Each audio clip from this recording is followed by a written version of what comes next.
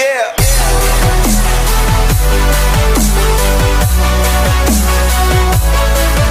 Yo tengo que decir que también Jesús, obviamente, fue un gran revolucionario. Y no me quiero meter en la prédica del miércoles, pero fue alguien que rompió reglas.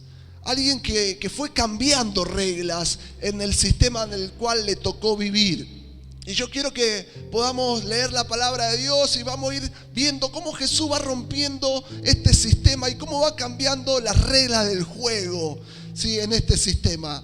Mateo capítulo 2, versículo 1 en adelante, Mateo 2 nos relata este nacimiento de Jesús, pero esta visita tan especial, rara, de estos magos del oriente. Cuando Jesús nació en Belén de Judea, en días de rey Herodes, diga conmigo Herodes, vinieron del oriente a Jerusalén unos magos. No dice que eran 3 ni 4, dice unos magos, ¿sí?, diciendo: ¿dónde está el rey de los judíos? ¿A quién buscaban los magos? Al rey de los judíos,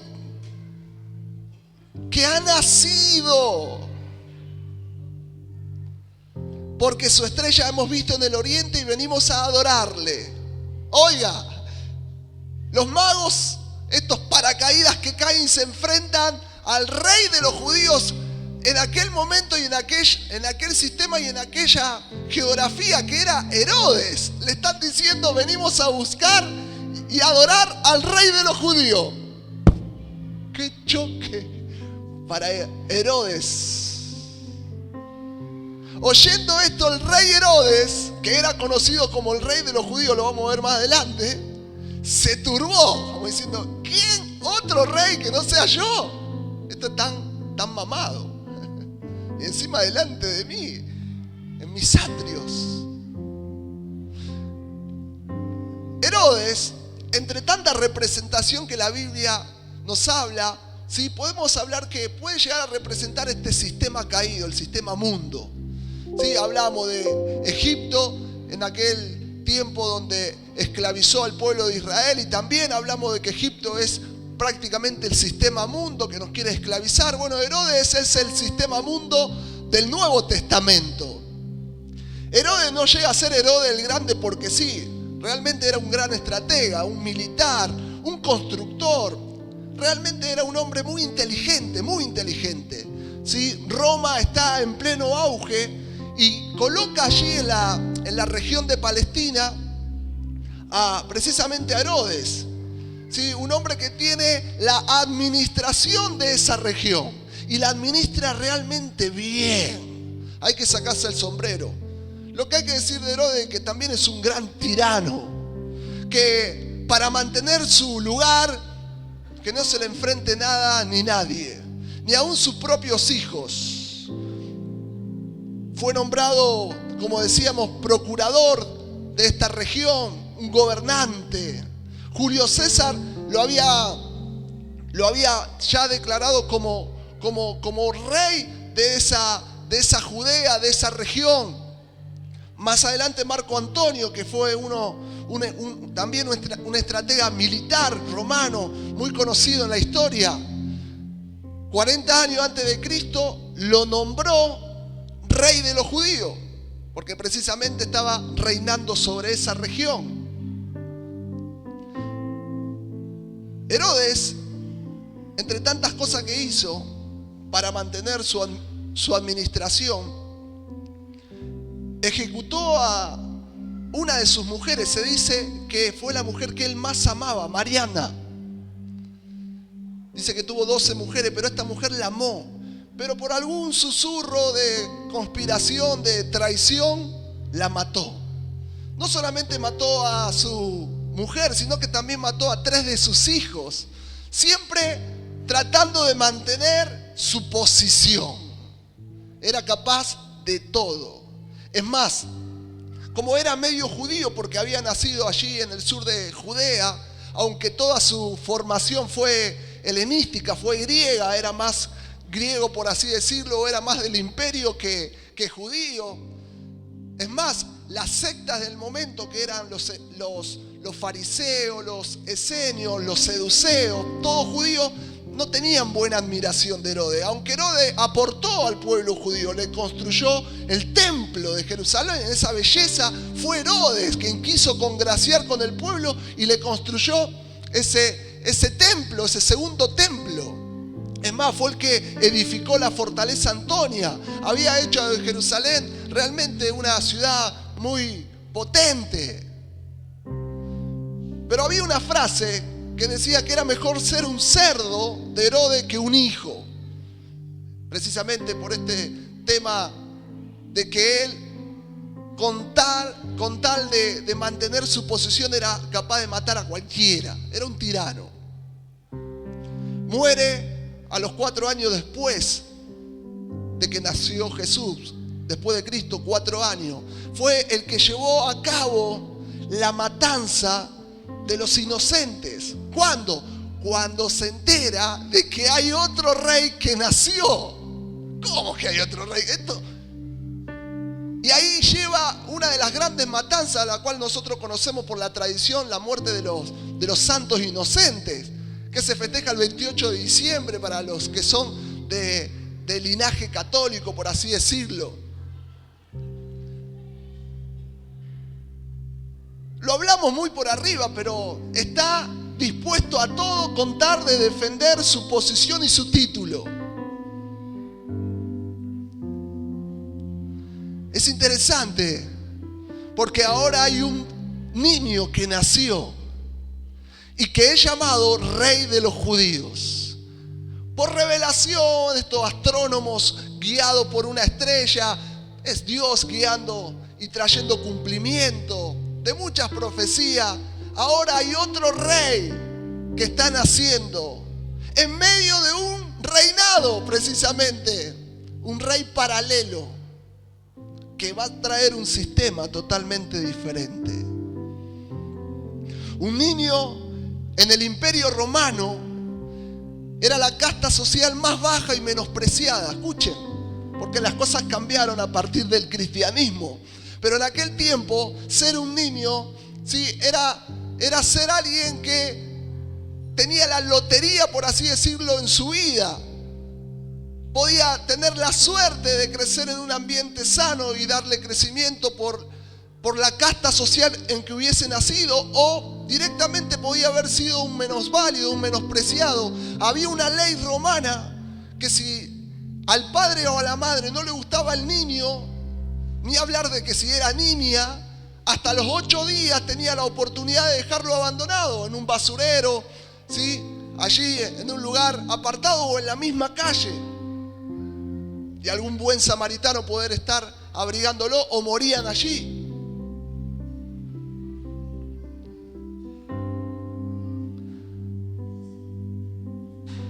Este niño, Jesús, nació en medio de un ambiente y de circunstancias adversas, en medio de un reinado que era totalmente diferente al que él venía a ofrecer.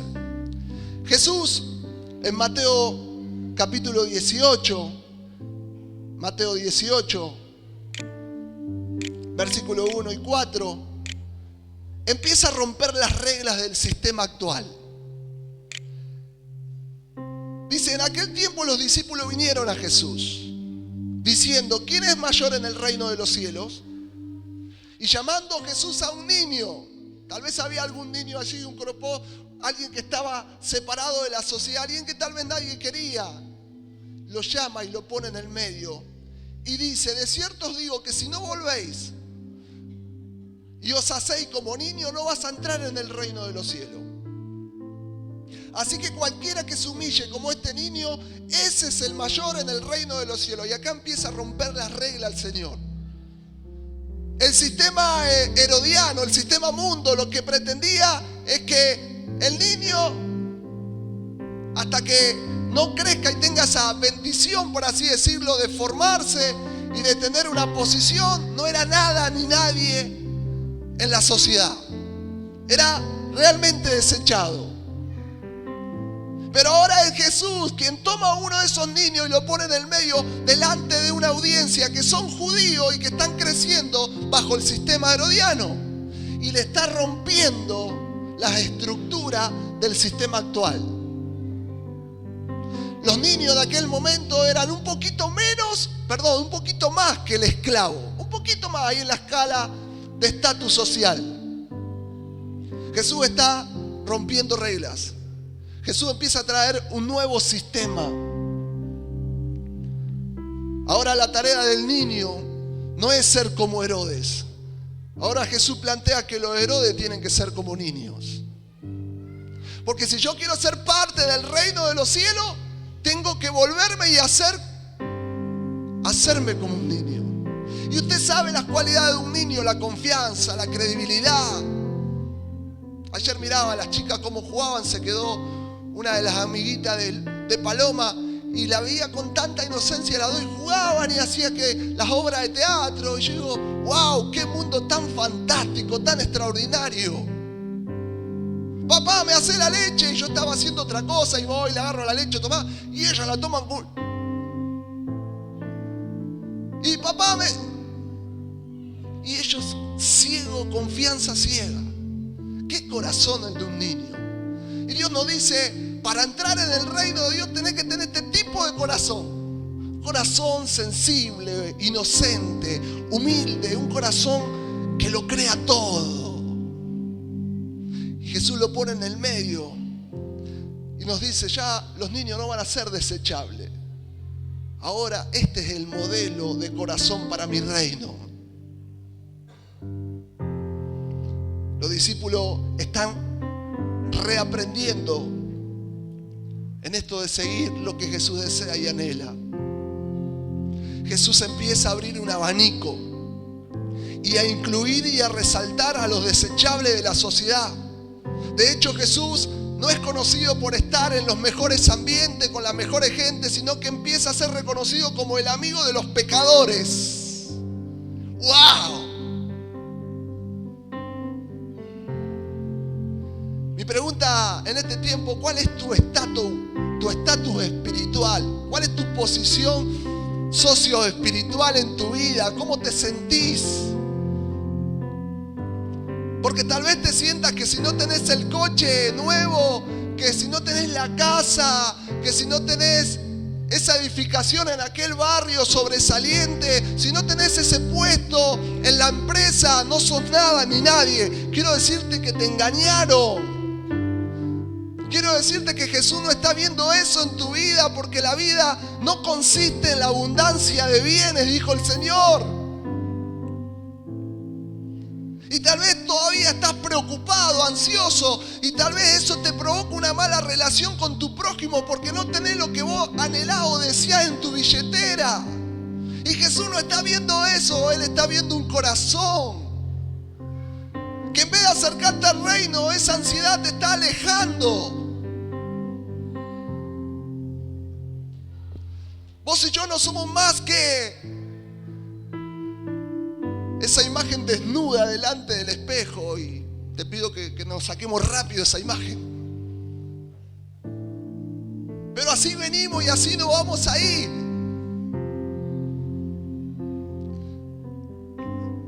Jesús está rompiendo en el corazón de su discípulo cuál es el verdadero estatus que Él viene a reconocer y a resaltar. Miren, en aquel tiempo en Roma las clases sociales estaban muy diferenciadas, muy divididas. El emperador, el cuerpo del senado. Luego estaban los que tenían algún tipo de riqueza, los comerciantes, los que tenían caballo, un sistema de locomoción. Luego venían los hombres libres. Luego venían los niños y las mujeres solas. Y más abajo venían los esclavos. Las dos primeras eran el 2% de Roma. El resto era el 98%. Solamente el 2% gobernaba todo Roma. Es muy parecido a lo que estamos viviendo actualmente, ¿sí? ¿No es cierto? Casi el 5% de la población es multimillonaria y son los que gobiernan al otro 95%. Y los que se quieren rebelar contra ese 5% hoy la pasan muy mal. Pero dentro de ese 5% tienen la capacidad de influir sobre 10 para que mantenga controlada y manipulada todo el resto. más, Pablo es un loco por Jesús. Y él se presenta en más de una carta diciendo: Pablo, apóstol de Jesucristo, esclavo de Jesucristo. ¡Wow! ¿Cómo un esclavo como él puede ser esclavo de otro esclavo? Pablo entiende que su estatus no depende de lo que el sistema mundo lo cataloga o le señala. Él depende del corazón de Jesús. Y él se vuelve un servidor de Jesús. Y Jesús para aquel tiempo fue un esclavo muerto, fue un reo rebelde. Y él dice: yo soy esclavo de ese esclavo.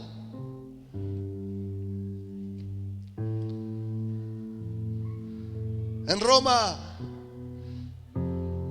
el esclavo no podía ni hablar.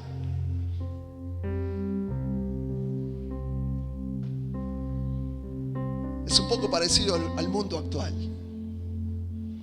Cuando un jefe irrumpe a un empleado y lo corrige, eso se llama liderazgo.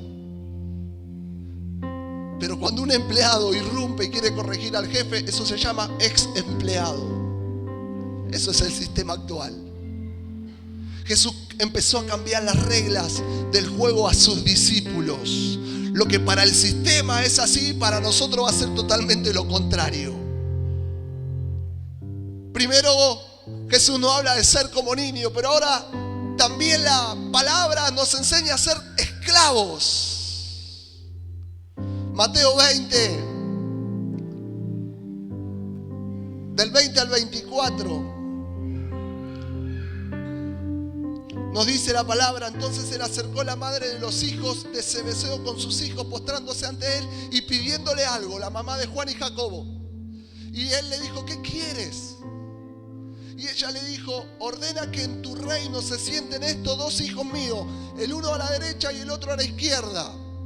Entonces Jesús respondió: no, mamá, no sabés lo que pedís. Podéis beber del vaso que yo he de beber y ser bautizado con el bautismo que yo soy bautizado. Y ellos respondieron o dijeron: ¿podemos? Y Jesús le dijo: a la verdad, de mi vaso tendréis que beber, y con el bautismo con que yo soy bautizado seré bautizado. Pero el sentarse a la derecha y a la izquierda no es mío darlo, sino aquello para quien está preparado por mi Padre. Cuando los demás discípulos oyeron esto, se enojaron contra Jacobo y Juan. Y aquí aprovechó Jesús a seguir rompiendo reglas, a seguir trayendo un estatus totalmente diferente que al que estaba impuesto en aquel tiempo. Y dijo: sabéis que los gobernantes de las naciones se enseñorean de ellas, y los que son grandes ejercen sobre ellas potestad, mas entre vosotros no será así. Sino el que quiera hacerse grande entre vosotros será vuestro servidor, vuestro esclavo. ¡Wow! Yo pregunto aquí: ¿cuántos quieren ser grandes? Todos me levantan la mano. Pero yo digo: ¿cuántos quieren ser esclavos de su prójimo? Nadie me levanta la mano. Pero aquí Jesús pone la grandeza a la misma altura del servicio.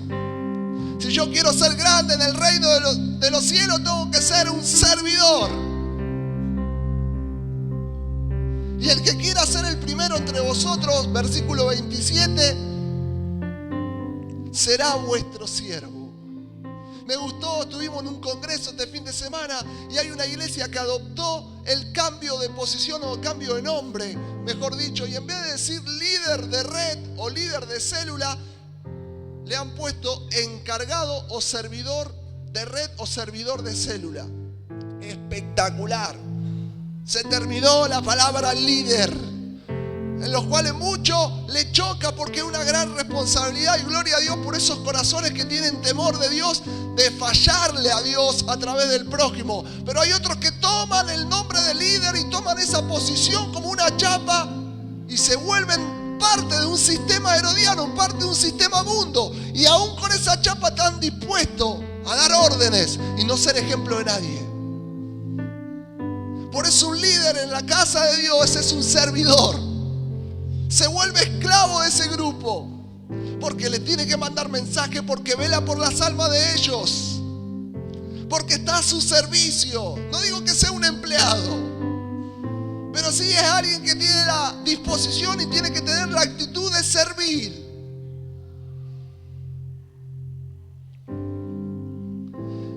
El que sirve es más grande a los ojos de Dios, pero es el más pequeño a los ojos de este estatus, de este sistema mundo.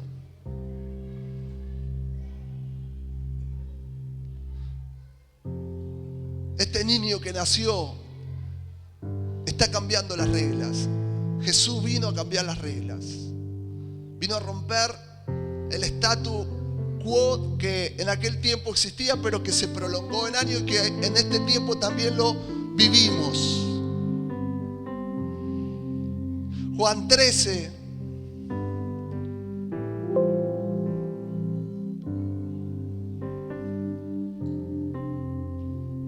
al 17, Jesús va a hacer algo en el cual va a ser ejemplo de su propia predicación. Porque ejemplo os he dado, para que como yo os he hecho, vosotros también hagan.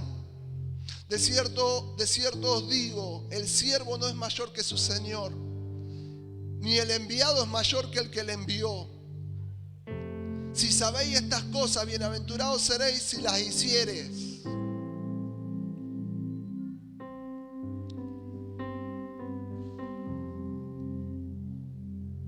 Ejemplo os he dado. ¿Y qué hizo Jesús en el contexto? Sentó a sus discípulos, tomó la palangana, tomó la toalla. Y ahí la palabra en el versículo 2, creo, en el contexto, Él sabe de dónde viene y hacia dónde va, sabe quién es su Padre, sabe que Él creó el cosmos, sabe que Él puso los mares en su cauce, el río, Él sabe quién es. Por eso Él puede tomar la palangana, la toalla y agacharse y tomar esos pies, por así decirlo, empapado en tierra y empezar a refregar con sus manos y el agua y quitarle toda esa suciedad. Él no tiene problema con el que dirán, porque Él sabe quién es. Y aquel que sirve sabe quién es, aun cuando hay alguien que lo maltrata, aun cuando hay alguien que lo humilla. ¿Cuántas veces te pasó que querés servir al Señor y parece que es al revés, te maltrata? Bienvenido al servicio a Cristo, porque no solamente el Señor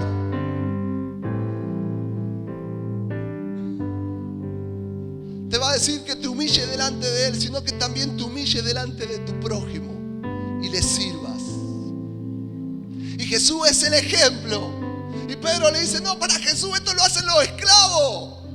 Son los que están encorvados, los que nadie se ve, los que se le paga, para que ni hablen ni sirvan. Vos no podés, vos sos el rey. Y Jesús le dice, si yo no lo hago, si yo no te lo hago, vos no sos parte en mi reino. Y Pedro dice, bueno, bañame todo. Pero Él está dando el ejemplo de lo que es ser un esclavo. Y esa es la actitud que Él vino a mostrarnos.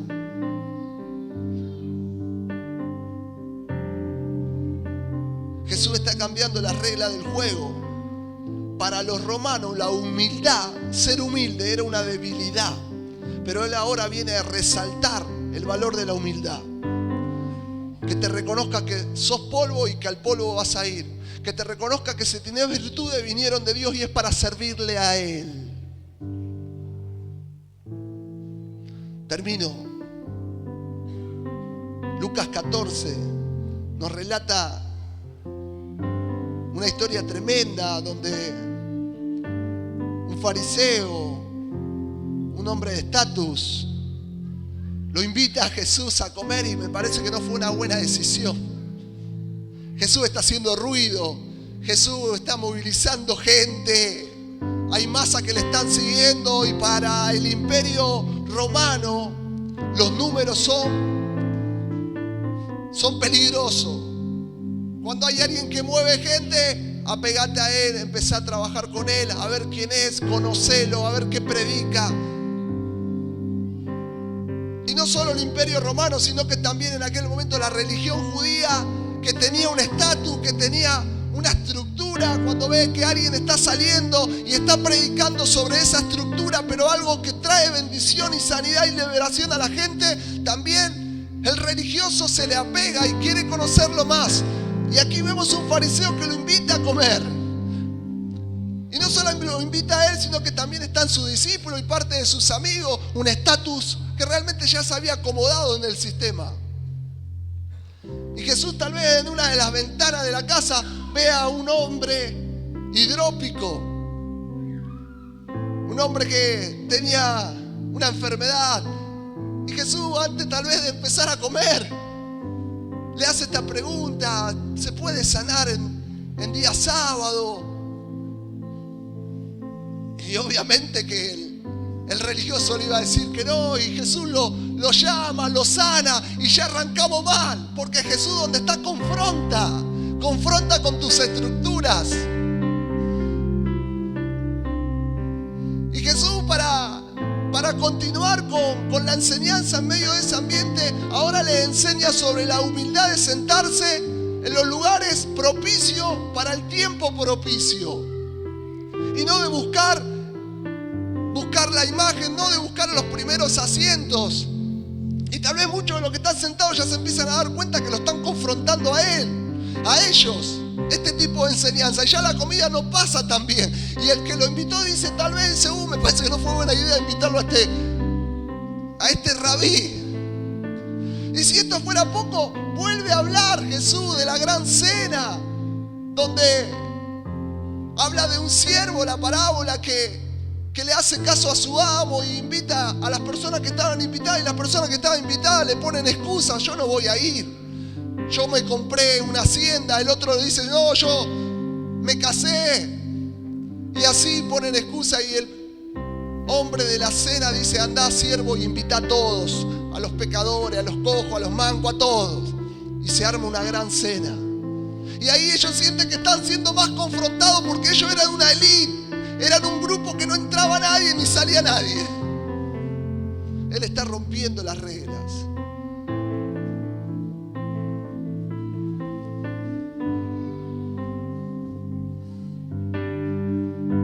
Iglesia amada, Jesús nos viene a cambiar las reglas del juego. Estamos muy infectados en este tiempo por la grandeza de este mundo. Muy infectados. Y creemos que si no tengo la ropita de tal marca, o si no tengo tal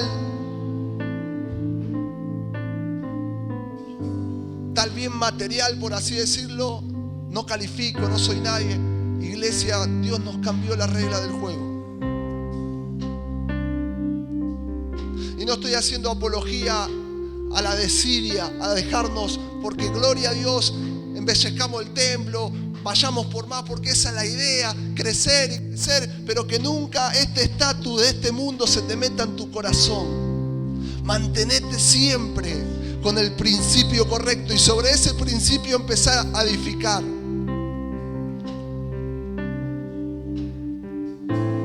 Jesús no era ni comunista ni capitalista, y te la dejo ahí.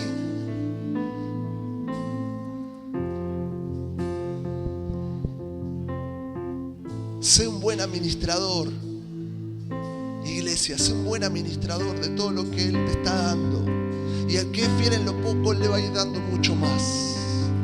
Pero sé un fiel administrador, cuida tu corazón, porque Dios nos pide ser niños, Dios nos pide ser esclavos, que nunca se quiebre o se rompa una relación por cuestiones de dinero.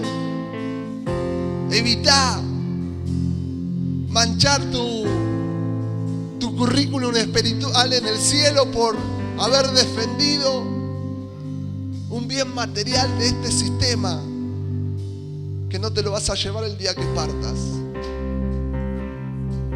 Claro que Dios te va a dar sabiduría, Dios es tu juez, Dios es justicia. Reclamalo todo lo que quieras, pero no manches tu corazón. No permitas que se te caiga la sonrisa, que te roben el gozo. Dios te dice: yo puedo darte mucho más. Dios te dice, tú eres mi niña amada, tú eres mi niño amado. Y como niño tenés un papá quien te cubre, tenés un papá quien te provee. Y como esclavo, si te ves un esclavo de tu prójimo, tenés un amo de los grandes amos, el que creó el universo, el que te sostiene. Pero el corazón correcto, Dios nos dice, iglesia, sé libre del sistema mundo. Sé humilde, ama a tu prójimo, no hables mal, abrazalo, cuídalo, ayúdalo. Porque algún día tal vez ese cuerpo que vos abrazás sean los brazos que te abracen a vos cuando estés caído. Nunca menosprecies a tu prójimo, no menosprecies a alguien que te quiere dar una mano, no menosprecies al pequeño, no menosprecies al hombre o a la mujer mayor porque se le fue el tiempo, porque está peinando canas. No lo menosprecies, nunca sabe de dónde viene la bendición, jamás. Siempre un corazón, sí, de niño, siempre un corazón de esclavo para servir al otro. Te va a ir bien. Vos le respondés a aquel que con su conducta y su vida lo demostró, siendo el rey de todo. Él nos cambió la regla, iglesia.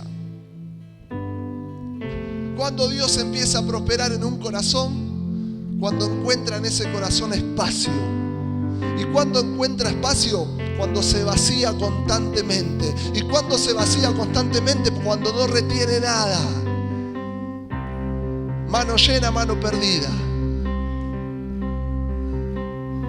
Iglesia amada, que podamos ser niños en este tiempo. No te la creas que sos mejor que el otro. Créele a las promesas de Dios, pero que nunca te la creas en relación con tu prójimo, porque ese prójimo es imagen y semejanza del Señor. Ese prójimo sí le costó la sangre a Jesucristo. Ese prójimo también tiene la promesa de salvación. Sé libre de lo que este sistema te quiere encajar. Si hay, gloria a Dios. Y si no hay, gloria a Dios. Y si voy por más, gloria a Dios. Y si hoy me toca esperar, gloria a Dios. ¿Cuántos dolores de cabeza hubiésemos evitado si nuestros ojos no nos jugaban una mala pasada cuando vimos ese lavarropa o cuando vimos ese plasma y nos metimos en 28 cuotas y hoy no podemos ni pagarlo? Porque el sistema quo nos dijo que si yo no tengo un plasma para ver el mundial, no soy parte del sistema.